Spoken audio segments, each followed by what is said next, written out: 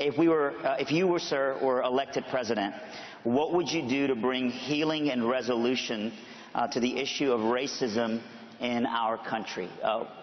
We both want to see that go away. What steps would you begin to take if you were our leader in seeing that resolved? That is an excellent question. I thank you for it. I would hope and I believe that every person in this room today understands that it is unacceptable to judge people, to discriminate against people based on the color of their skin. Yes.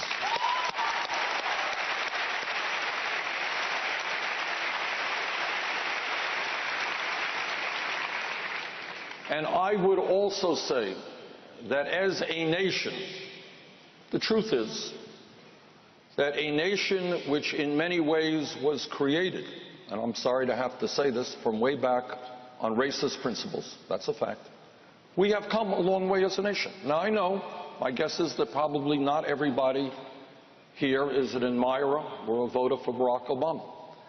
But the point is that in 2008, this country took a huge step forward, David, in voting for a candidate based on his ideas and not the color of his skin. And whether you like Obama or not, and I do, he is a friend of mine and I work with him on many issues, that is a step forward for America.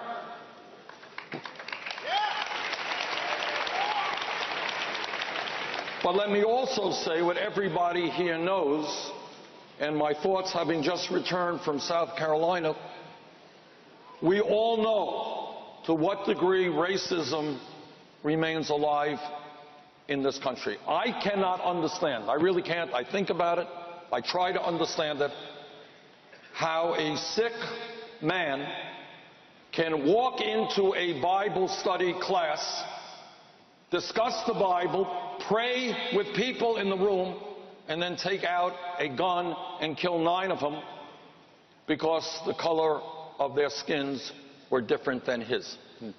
And I cannot understand for the life of me how there can be hundreds of groups in this country whose sole reason for existence is to promote hatred.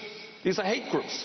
Right. And they say, join us so we can hate African Americans or gays or Jews or immigrants or anybody that is different from us. I can't understand that.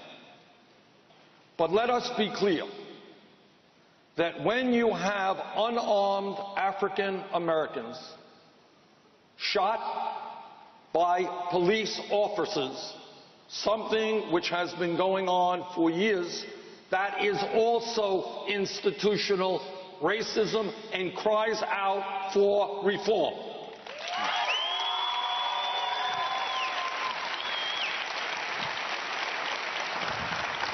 I am a former mayor who's worked closely with police officers. Vast majority of them are honest, work hard, and do a very good job.